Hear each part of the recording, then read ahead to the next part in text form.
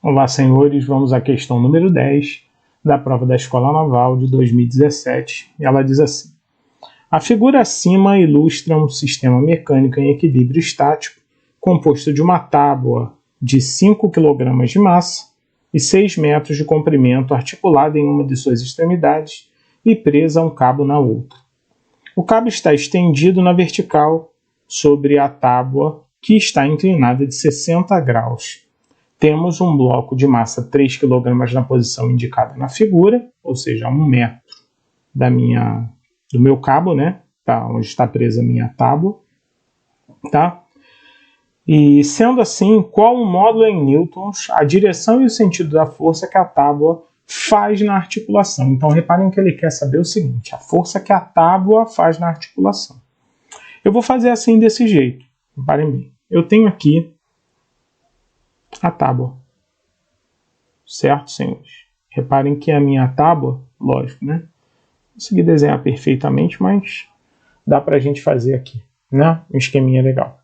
Vamos lá. Quais são as forças que atuam nessa tábua? Para começar, aqui eu tenho um fio. Então, nesse fio, nós temos uma força chamada tração ou tensão. Essa força é bem simples de desenhar, né? Ela tem a direção do fio, né? Tá para fora do corpo e junto ao corpo. Aqui está a força de tração, que eu vou chamar de T, né? Uma das coisas que é importante é que nós temos dois pesos, né? Ali. Nós temos o peso da própria tábua, que está exatamente no meio dela, ou seja, 3 metros de cada extremidade. Então a gente vai colocar aqui, ó, o peso da tábua. Reparem que a tábua tem 5 kg, então o peso é 50 newtons.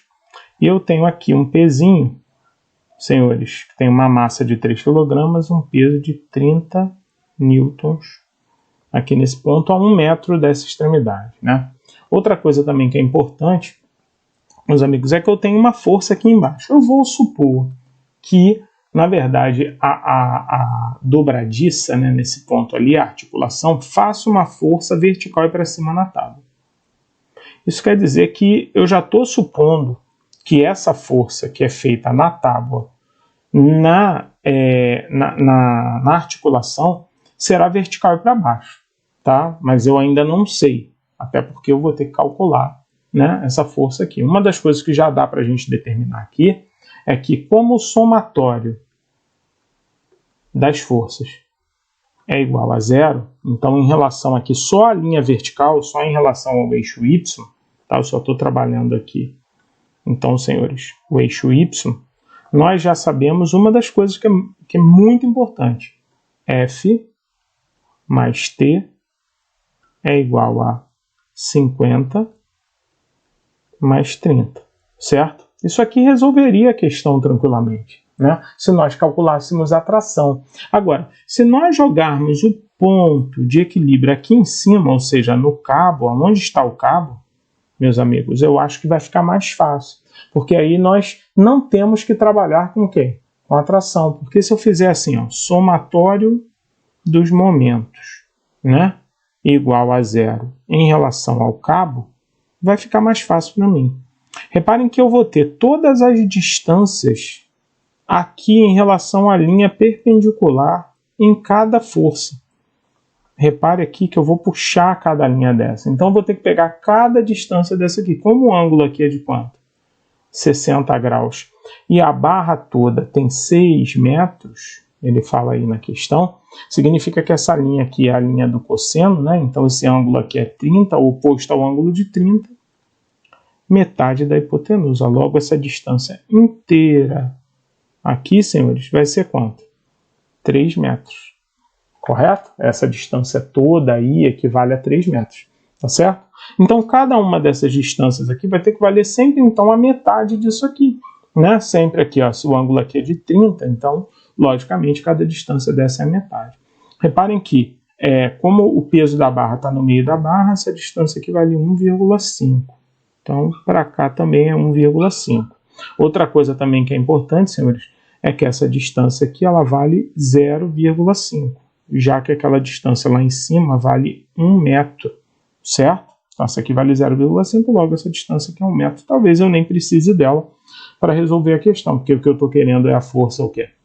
F, não é isso? Então a gente vai fazer somatório dos momentos em relação ao cabo igual a zero, certo? Então eu começo por onde, senhores? Momento no sentido horário, momento no sentido anti-horário. Então como é que fica isso? Eu venho aqui, ó, e faço momento no sentido que anti-horário aqui, no sentido anti-horário aqui, 30 e o 50, certo?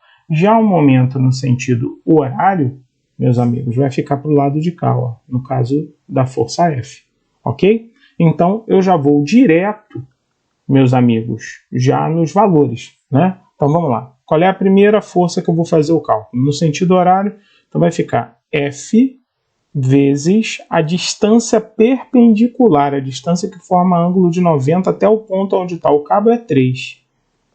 Ok?